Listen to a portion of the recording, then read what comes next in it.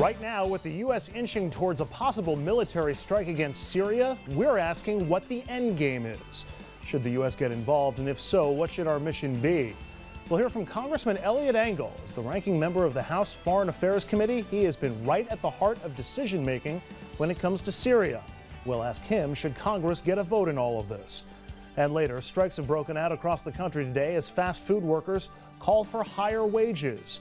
Would you pay a little bit more in order to get service with a real smile? Good evening and welcome to RFL. I'm Andrew Whitman, in tonight for Richard French. Thanks so much for joining us on this Thursday evening, August the 29th. We begin tonight once again with Syria. Although he says he's not made a final decision, President Obama is justifying a possible military strike by saying the Syrian regime's chemical weapons pose a threat to the U.S. Some in Congress are skeptical. They want the administration to provide further evidence. President Obama continues working to build support for a possible attack against Syria. Tonight, his administration is scheduled to brief members of Congress by phone on the situation, as the president himself calls U.S. allies around the world. If any action would be taken against Syria, it would be in international collaboration. One way Mr. Obama is justifying a possible military strike against Syria is by saying the regime's chemical weapons could pose a threat to the U.S. But some members of Congress want the president to get a congressional okay for an attack. The president should get buy-in from members of Congress. He needs buy-in from the American people. To build public support for action, the Obama administration says it will release a comprehensive intelligence report from the CIA and NSA, laying out the administration's justification for military action against the Assad regime. There is a preponderance of publicly available evidence to indicate that the Assad regime carried out chemical weapons attacks in Syria. Today, a UN team in Syria gathering evidence of alleged chemical weapons attacks took samples outside of Damascus. They'll continue their investigation tomorrow and are scheduled to finish by Saturday. British Prime Minister David Cameron says while he wants to wait for the UN weapons inspector's report, an attack on Syria is justified on humanitarian grounds. It is not about taking sides in the Syrian conflict. It is about the large-scale use of chemical weapons and our response to a war crime. And in Damascus today, President Assad was defiant, vowing Syria will defend itself against any aggression. About 30 minutes ago, I sat down with Congressman Eliot Engel, Democrat of New York. As the ranking member of the House Foreign Affairs Committee, he has been right at the heart of the decision-making and intelligence when it comes to Syria. In fact, as we speak, he is on the phone with Vice President Biden, Secretary of State Kerry, and Defense Secretary Hagel, getting a briefing on what comes next. Congressman Engel spoke to us just before he got on that call. Congressman, as the ranking member of Foreign Affairs, you see the intelligence that few other people see. How sure are we that this was the Syrian government? Are we sure? Even David Cameron in Great Britain today said he doesn't have a smoking piece of intelligence.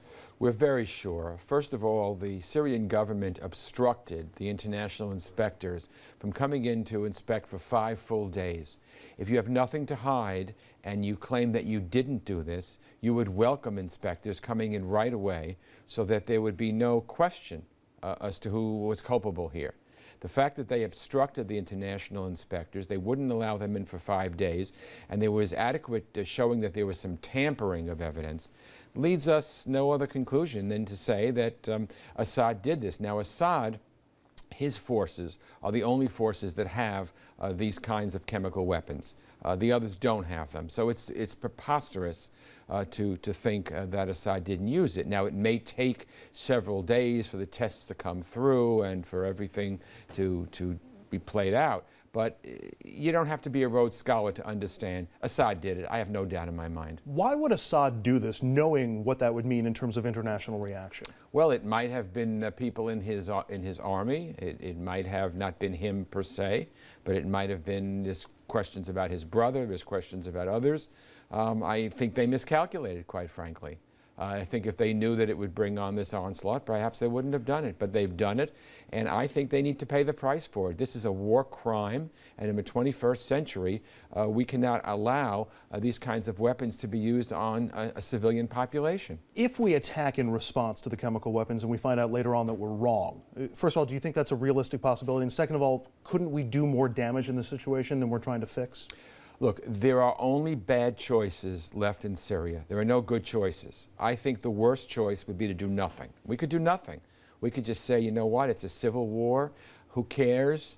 We don't want to get bogged down into another Middle Eastern confrontation. Let them kill each other. We could take that attitude. But when I looked at the pictures of those children gasping for breath and foaming at the mouth and dying, that's something that'll be with me for the rest of my life. I think that if we do nothing, it will tell every despot in the Middle East and around the world that they can commit war crimes against their own people and nothing will happen to them. So what would our goal be in any sort of retaliation? Would it be to send that message? Would it be to retard Assad's ability to do this again? Are we looking to tip the balance in the civil war? What is our goal? Well, if I were the President of the United States, I would say it would be all three. But it's clear that President Obama wants to do a retaliatory strike, is not looking to tip the balance in the civil war. I mean, I have long been in favor of aiding the rebels. I know there are some violent rebels. I don't want to aid those, but we know the Free Syria Army, led by General Idris, they support democratic principles, and we should just get them the weapons so they can defend themselves. I'm not for boots on the ground. I don't want another war, the United States to be in another war. But, you know, I liken this to what happened in 1999 in Kosovo, where you had a civilian population that was under attack by the government, and it took NATO airstrikes many, many days to undo that. I think we should do something similar here, but I'm prepared to support whatever the president does because I think that it's important to do something. There are a lot of people who are a lot less certain about the rebels in Syria than you are, that there are good or U.S. allied rebels in Syria. They fear the kind of thing that happened in Egypt, where we have a regime change and we don't like what we get. What can you tell us that would provide some confidence to people who are wondering if maybe we're better to dance with the devil you know than the devil you don't? Well, some people may come to that conclusion, and that's a legitimate conclusion. The conclusion I've come to is that not all the rebels, some of the rebels are jihadists and they're awful, but there are enough rebels that I think if we shore them up, they can defend themselves. They're not asking us to come in and defend them.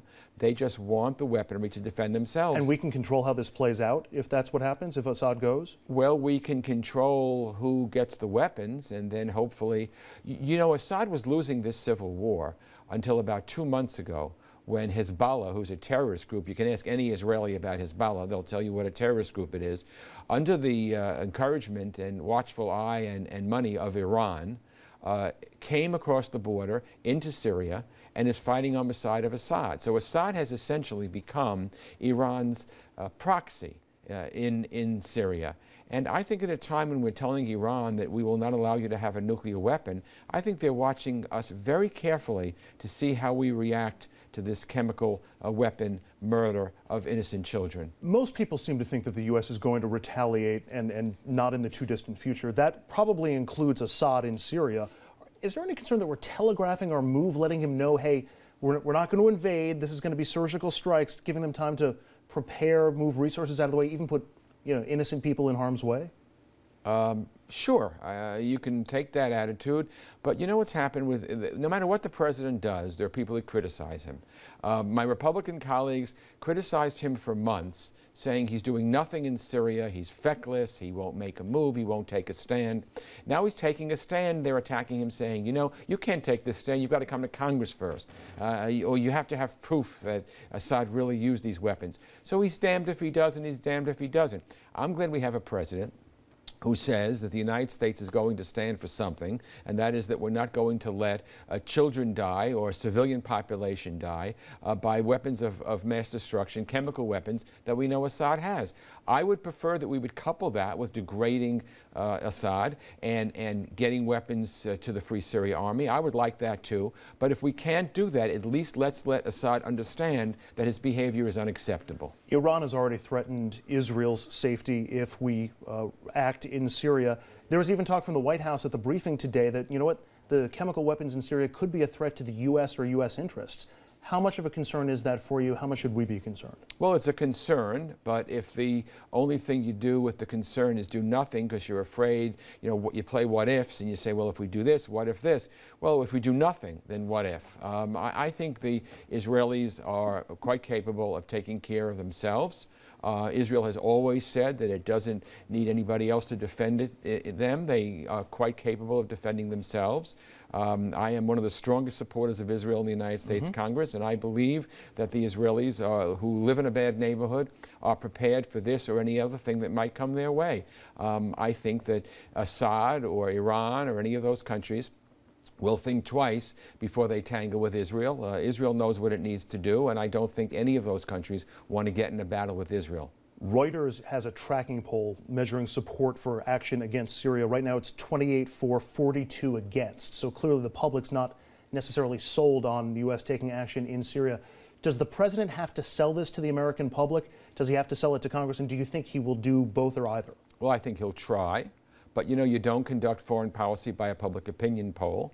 And there's ample precedent for a president to move without consulting Congress first. I mean, you can go back to Ronald Reagan, who intervened in Grenada, George H.W. Bush, who intervened in Panama, Bill Clinton, who intervened in Kosovo, and even President Obama, who intervened in Libya. Now, I would like there to be consultations with the Congress, and I'm going to be speaking with Secretary Kerry, Secretary Hagel, and Vice President Biden later on this evening. I think there should be consultations, but I think that there's ample precedent for the president initially being able to move. Now, if it's more than 60 days, in my opinion, reading the War Powers Act, he would have to come and get approval by Congress.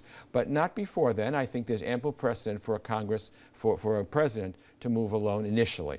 Is that precedent enough of a rationale for you? I mean, there are these calls coming from Congress or from members of Congress saying we'd like some approval, including some Democrats who you're normally on the same side with. I know Rush Holt in New Jersey has signed on to this letter. Why shouldn't the president have to come and get congressional approval? Well, I think there are some times that you need to move quickly. And if you get approval, then it tampers, it hurts what you're trying to do. I think the president has to make that balance. I mean, people are saying, well, why is he saying what he's doing? Well, I think the more you delay, the more you show a sense of weakness. I think we have to show a sense of strength and show that this is not something that will be tolerated. There are many, many difficult choices again, but the worst choice, in my opinion, is to do nothing. We are the leader of the free world, and I think there comes a time, as the president said yesterday on public TV, where at least you serve notice to Assad that he better not ever again use chemical weapons on civilian population. Is this now the policy, or should it be the policy going forward, that if anybody in the world uses chemical weapons, they're going to hear from the United States and feel our sting? To try, is that the line? Is there a moral obscenity line, as Secretary Kennedy said? Well, first of all, I don't think it's only the United States. I think that our NATO allies, for sure. I think there are other allies we have who will work with us and go along with us. But let me take the opposite of that. If we do nothing, then we're telling every despot in the world, every terrorist organization in the world, that you can commit war crimes and do this with gas, with impunity, and there's no penalty. And I think that's even worse. Again, Congressman Eliot Engel there, ranking member of the House Foreign Affairs Committee, on the phone right now with the Vice President, Secretary of State, Secretary of Defense, figuring out what comes next about Syria. We're going to take a quick break here on RFL. When we come back, we'll bring in the panel and talk about what our next move should be. In the meantime, keep this conversation going online. We want you to head over to Facebook and Twitter to sound off.